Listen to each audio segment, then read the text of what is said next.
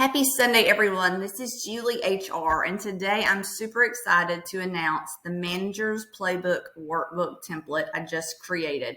It has an amazing lineup of lessons to include: be consistent, be a straight shooter, offer a challenge, know where and when to give feedback. I've heard rave reviews from many of my colleagues I've shared this with, so I'm super excited to share this with you. Has a lot of good insights for being a manager and taking your leadership to the next level. And with that being said, let's go ahead and take a look at the lessons. If you're familiar with my work in the past with other workbooks, you'll see that the layout is consistent with the other layouts. Number one, you have the description at the top, the importance with the 3 bullets, and a question for your managers. Then you have exercises, questions, along with answers and thoughts. There are 10 of these, and I specifically picked these 10 out based on my previous experience and what I've seen to be most effective as a manager in their leadership position. What's going to gain the attention of your employees and get them to really follow you as a leader? And these are some of the top ones. Number 1, be consistent. I also said be a straight shooter. I'm just going to go straight through it and just announce them. Let's see. Offer a challenge. Know when and where to criticize. I know the word criticize is a little rough and harsh, but this is a booklet for you managers. The word is typically feedback, but it's important to know when and where to give feedback. Be impartial. That's another huge one. I think you probably have seen and reaped the benefits of if you are impartial. You see how harmonious it can be within your department. If you are showing favoritism, it is not good. Keep communication lines open. Take an interest in employees' careers. Realize that money isn't everything. Yes, I wrote it in that way. Realize that money isn't everything. So you can go through that one. Encourage staff to take risks. Recognize a job well done. And so I'm going to go up to the top and we're going to look at the first one, which is be consistent. I'm going to read through it. Be consistent, number 1 in my book, and be a straight shooter. Tell it like it is. Okay, so be consistent. Description. Let's say you're an HR leader and you are in front of the classroom of your managers. If that's how you want to do it, and that's how I encourage you to do it, is to use these workbooks that I provide you, that you purchase as a have a managers meeting, and each week just go over one lesson and have them go over it, interact with each other, talk about it.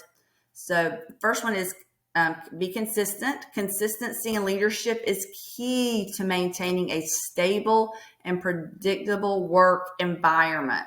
Employees know what to expect from their boss, are more likely to remain content and committed in their roles. And I've seen this time and time again. Conversely, unpredictable behavior can lead to workplace dissatisfaction, causing employees to seek stability elsewhere, and we don't want to see that turnover. Consistency helps mitigate feelings of uncertainty. You never want to have that uncertainty in your department. You never want to have that unsaid uncertainty and discomfort among team members, fostering a more harmonious workplace. Straight from there, you talk about the importance. Predictability. Consistency allows employees to understand and predict managerial behaviors, which reduces anxiety and increases job satisfaction. Trust building.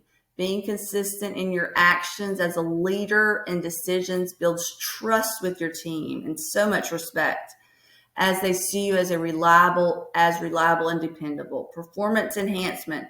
Consistent leadership enhances team performance by setting clear expectations, modeling stable behaviors that employees can emulate. And I want to say, those managers in the past who, when I was, growing up first in the workplace, my first couple managers, they were spot on in their consistency. And you know what? Moving forward, I emulated their behaviors and I continued that consistency. So make sure that, the way that you're behaving is the way that a lot of your maybe new employees to the workplace, they will emulate your behavior. So make sure you're consistent.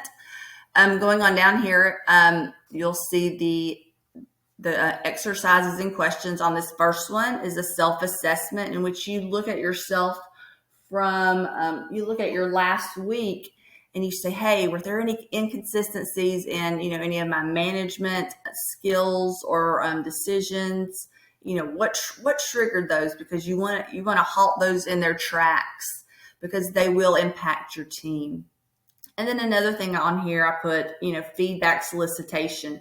You may want to ask your employees about, hey, how do you see me as, in my consistency? Or you may want to do, meet with your peers and say, hey, what have you recognized? You want to get feedback. You don't really realize what you are, the way you are. Sometimes people don't realize how they are on a day-to-day basis. You've got to get feedback from other people, and you've got to learn and grow from other people. So don't feel timid to do that. You may not want to do it with your employees. You may want to do it with your peers. But those were some exercises and questions on that one. But the rest of this rest of this template handbook is great. I know a lot of managers have said that they really appreciate their HR departments for purchasing this. So I'm really excited for you guys to take a look at it and implement it within your organization. I'll let you go at that, and hope you guys have a wonderful Sunday. And I look forward to talking to you soon. Thanks so much, and be sure to subscribe.